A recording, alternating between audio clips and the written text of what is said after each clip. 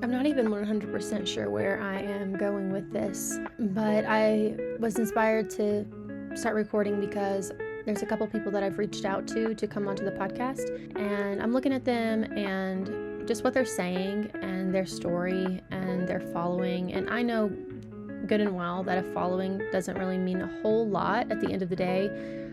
I mean, when I started my first podcast back in what was it, like 2018, 2019, something like that, I just reached out to whoever I wanted to, and surprisingly a lot of people got back to me.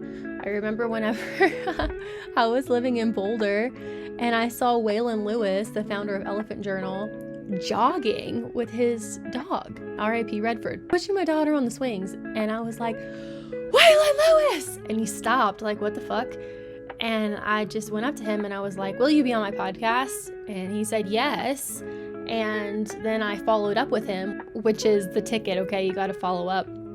So I followed up with him, and then I went to Elephant headquarters and interviewed him. I don't really romanticize people, not influencers or coaches or guys that I'm dating or maybe want to date, or women that seem to have it all together. So that's something that I feel grateful for, is that I really don't have FOMO, which is interesting because I struggled with my self-doubt for so long whenever I was married, and really have done the work, and I'm just a different person now. But yet I still have these weird habits of almost like a quicksand. Like sometimes I just fall sideways into limbo where I'm not moving forward, and it's not because I don't think that I have value. It's just like maybe I don't want to put myself out there. I worked so hard on healing myself that it makes you look at the world differently, right? I mean, red flags become bright red. Your energy and your time becomes something that you're protective of in a real way.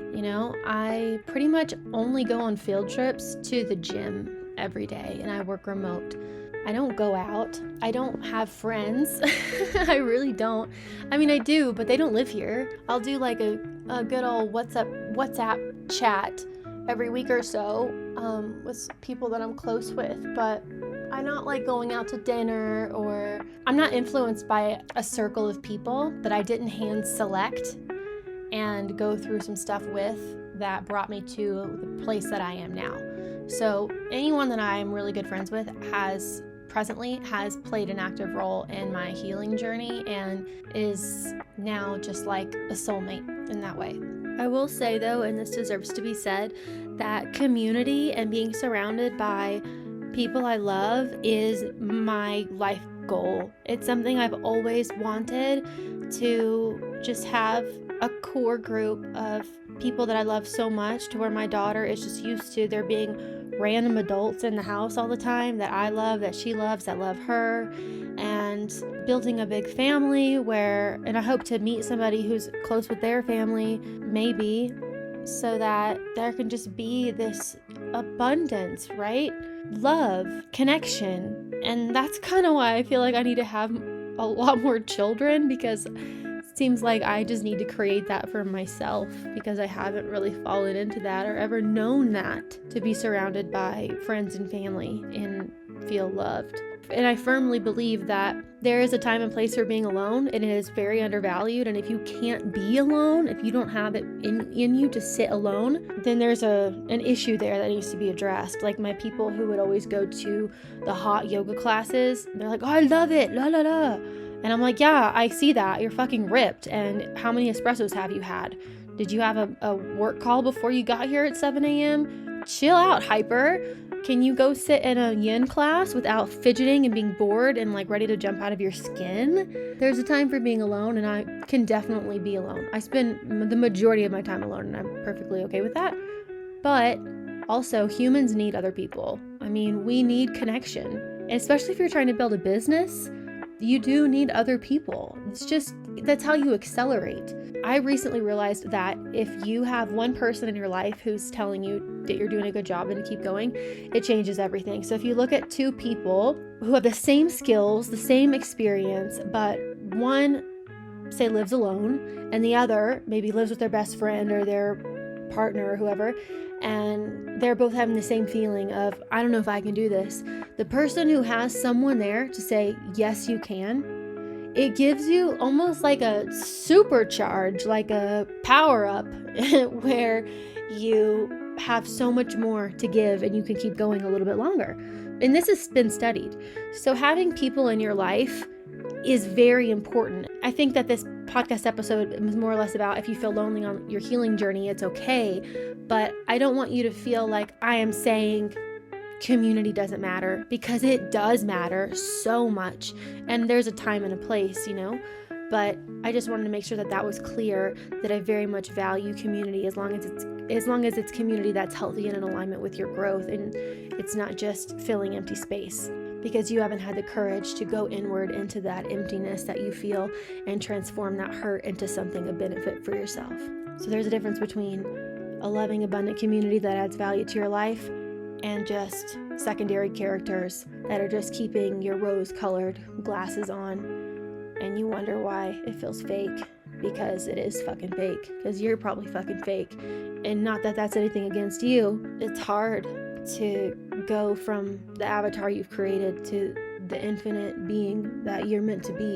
And if you know it, you know it. You feel that longing in your heart, and it's painful. And that's what brought you to someone like me, how I crossed your path, because this is the work that we're doing here. So when you're healing or healed, which isn't really a thing because it's an evolution, because life keeps going. And then of course there's the integration, meaning you take the lessons that you've learned and then you bring them into your life in real time and see how they blend. And the lessons that you learn with this new perspective that you have as your life plays out and different scenarios play out. So that's the integration of the healing journey. So it really doesn't end, right? But you have like a cornerstone where you go from being in the matrix to out of it. And that's what I would consider being on the other side of your healing journey, more or less. And once you get there, it's really lonely.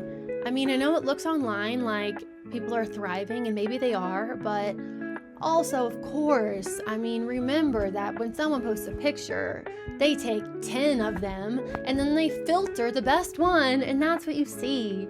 And I think it's really weird whenever people post all of their content and they're like walking away or waking up in the morning. And obviously we all know that you got up and positioned your camera just right and then got in the bed and then woke up. It's weird. I'm not hating, people got to do what they got to do to get their content out there, but just don't romanticize somebody else's life if you're not romanticizing your own first. And that's why being on the other side of this healing process is tough, because you start to see things through a different lens, and you're just like not such a consumer, and you're not so easily influenced. When I moved back from Mexico, I went to Target and I was so bored. I walked in, I was in there for just 5 minutes maybe, and then I left. I was like, what is all this? I was so painfully bored. Okay, that's like a really good way of explaining how that shift can happen, because you are going to change. And yeah, it's kind of lonely. I've never been one that's been surrounded by friends or family or felt loved. I was married for a really long time, but that doesn't mean that I felt loved. Actually, that's where I learned to self-isolate the most. People say, oh, you self-isolate to process your emotions or your pain or whatever from your childhood, from childhood trauma. Well, my 11-year marriage, that relationship began when I was 15. So that childhood, adolescence kind of bled into my adulthood, and it was really my marriage that taught me how to self-isolate, not my childhood. I am not familiar with having people around me that love me, that I feel supported by. Like, I don't have any memory in my life of someone ever saying to me, everything's gonna be okay. I don't think that's ever happened before. So I struggled a lot with my own sense of self and worth and safety, because I knew that I had this bigger mission, but it wasn't reflected in my environment or with my people in any way, shape, or form, except for my daughter, really. I look at her and that kid loves me to the ends of the earth, and it's so beautiful, and I'm so grateful. And I'm also grateful that I'm not depressed anymore to where I'm dissociated and I can't see it. And now I can, and I appreciate it, and it's such a gift. Whenever you're healing, it's okay to just be alone and be single, because your dating pool, your friendship pool, what you're willing to put up with in your career and with your family and all of this has significantly diminished. Your dating pool just got really tiny, and your friend pool as well, and so on and so forth. And that's okay, because if you are just like everybody else, something is wrong. Take a good hard look at your life. If you totally blend and mesh with your environment, but you know it doesn't have depth, because I could fucking blend and mesh with whoever I wanted to, but I choose not to, because I'm familiar with myself and my own energy and my values and my intention in this world. And a lot of people are just going to be energy suckers. They don't mean to be, but most people just are walking around with their eyes closed. I'm aware that this human experience is a dream state, but you really get to enjoy it whenever you wake up in your dream, kind of like you're not a little zombie anymore, and you realize, oh, I have the power, and I am God. You should definitely read the 4 Agreements if you haven't. I just love that book so much. Not everybody's gonna get you, and it's okay.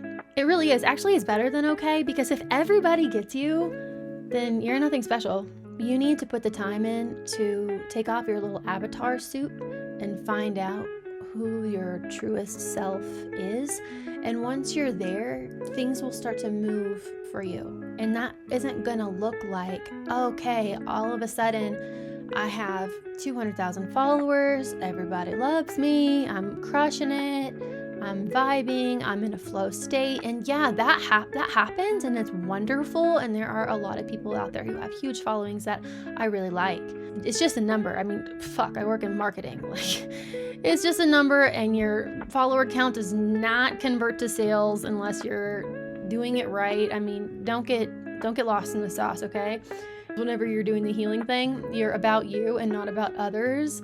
And then all of this external shit just starts to feel just like that. And until someone can really connect with your soul, it's just dull and meaningless, really. So if you find yourself up in the healing space and you're wondering why you're still alone and you're not just catapulted and caught this magical wave from the universe in your manifestation practice to get from A to B, you are cooking, okay? You really have to sit with it, and it can take years. And I'm in that space right now. I started my healing journey 2 years ago when I got divorced, and so much has happened since then. Holy shit. I wish I could look back at that woman that I was and give her a hug. Oh my God, poor thing. But I can. I'm her. I have to thank her for the sacrifices and the suffering that she went through to learn the lessons so that I can be the woman that I am now. Look at how far that you've come, and don't feel like just because I am in this healing space, because when I say that could be a lot. That could be like you're really in it right now in the shadow, and you are just, holy crap, going through the work, and more power to you, keep going. Or you're maybe on the other side and you're like, well, I'm not very enthused by much of anything. Everybody is kind of sucks. Now I just feel almost like a cynic because nobody gets me and I'm bored by everybody. And that's just a part of it. I really think that that's just a part of it. So don't be judging your chapter 5 with somebody's chapter 15. And there is no timeline that's right for anybody. You can pop off at 18 and be doing cool shit, and there's other stuff that you haven't worked through yet. Or you can be an alcoholic for 40 years, and then all of a sudden your life changes, and then you're inspiring everybody that you come in contact with, and you're famous in your 60s. I mean, it's just a fun little experiment life, really. I think it's important to Realize if you feel lonely as you're on your healing journey, that you're not doing anything wrong. If you are giving away just like fucking candy all of your free time and your energy, that's doing something wrong, in my opinion. Because why? What is the cup that's being filled? Why is that cup talking to you? And is what you're doing actually, if you're being honest with yourself, filling that cup? Or is it just kind of like there's a hole at the bottom of the cup, you know? So I don't really drink.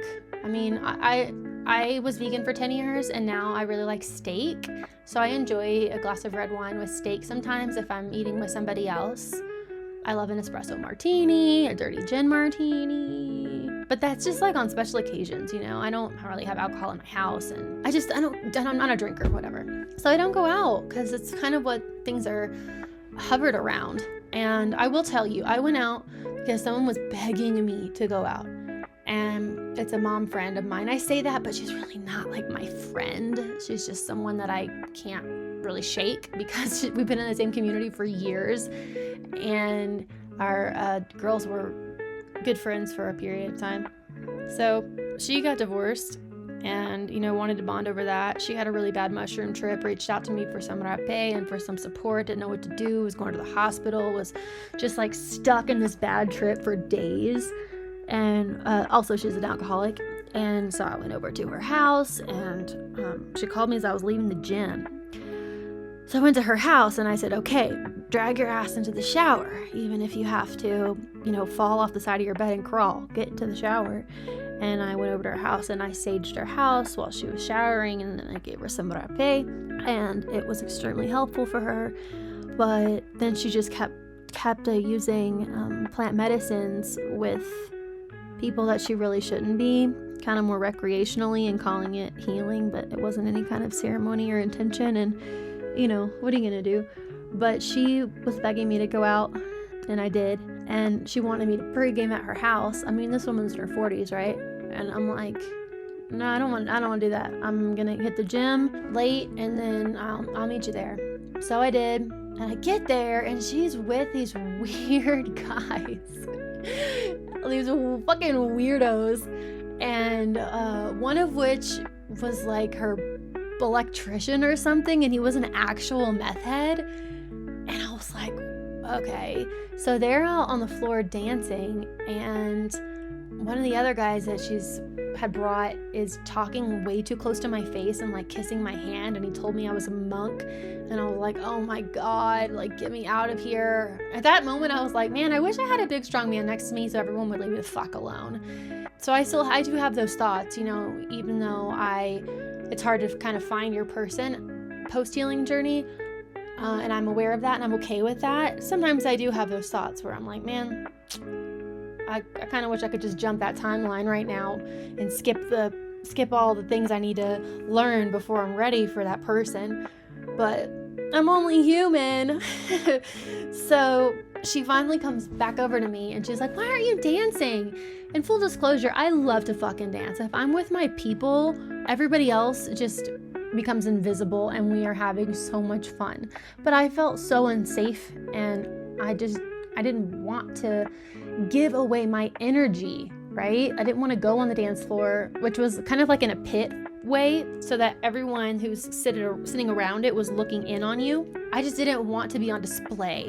And if I learned anything from radio, when I was doing radio, podcasting, and teaching yoga classes all at the same time, you can burn yourself out. You can give away too much energy sometimes.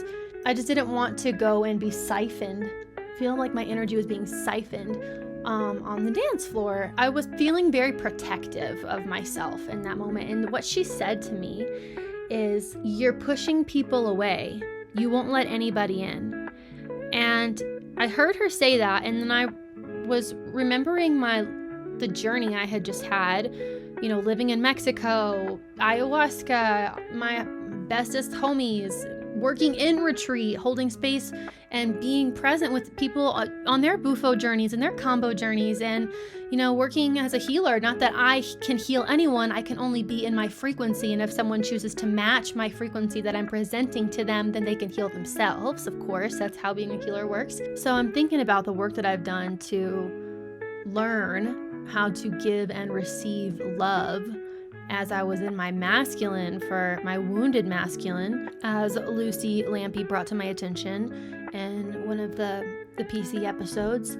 I didn't really know how to give and receive love, to be perfectly honest with you. And so when this woman who I know is a functioning alcoholic, who's letting a meth head kiss all over her, who brings random guys that she's dating to like school activities with her kid, I just think it's weird.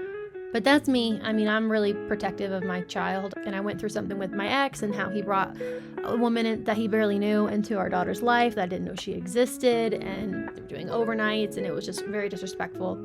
And so now I refuse to bring any man into my daughter's life until I know for a fact that he adds value to her life. To each their own. I know people got to do what they got to do. They got to live their life. Maybe there's a little bit of guilt there in that I wasn't present in the way I wanted to be when my daughter was a baby. And now I am just really protective of me as her mommy and how I show up for her and where I place my energy whenever I'm with her, because I am divorced, so I only get her part-time.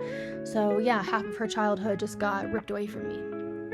And from her dad too, you know. That's a hard thing whenever you have kids and you get divorced.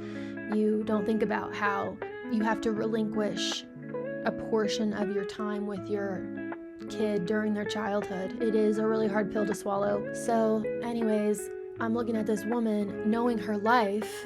Her ex had investments and they had a multi-million-dollar Airbnb property, yet she's broke and can't manage her money, but she works in HR, so she hires people. So sometimes people who work in that space kind of look down on others because they have the hiring power, I've come to find, and whatever. And here she is telling me that I don't let people in, which is a trigger for me because I've worked really hard to let people in. And as I'm on my healing journey, I've had to come to terms with not everybody gets to be let in.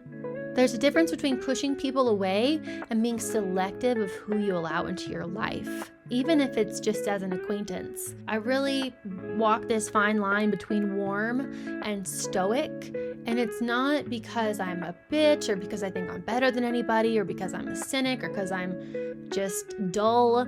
It's because I just don't like to give myself away to people, my energy away to people very freely. Whenever I go to the gym, I try to be invisible. I leave the matchy sports bra and biker shorts to the girls in their 20s. Like, do your thing. You rack up all these gym crushes. More power to you. You are so smoking hot. Do what's right for you in this moment. But I am protective of my sexual energy. And even though I work out all the time and I'm really proud of how strong and healthy I am, I don't give it all away because I don't want these random gym dudes that I don't even know siphoning my sexual energy, meaning I'm putting it out there and they're just absorbing me in that way. And then I think of Hocus Pocus, where Winifred is sucking the essence out of the children. That's kind of how I pictured in my mind when I feel like my energy is being siphoned. So sometimes I wear cute stuff to the gym, usually because I don't have a washer and dryer at my current place and it's fucking laundry day, and I just wear whatever I can find, and sometimes that means not a shirt. Because I don't like to wear my nicer clothes to the gym because I'm like particular about my clothes. After living in Mexico and everything kind of got tinted brown from the dirt, now I like to iron my stuff, and I'm grateful for what I have, you know? So I don't go sexy at the gym, I really don't. Plus I go into beast mode anyway, and none of these guys have the courage to come up and say anything to you anyway. I mean, I guess I have had a few guys approach me, but they don't do it in a way where they're making it known that they're interested. They're just kind of like aloof. But that's a conversation for another day that I'm actually really looking forward to talking about, how the spirit of the alpha male has been crushed by the feminist movement and how that's a problem. Oh, what am I even talking about anymore? I'm going to end this podcast.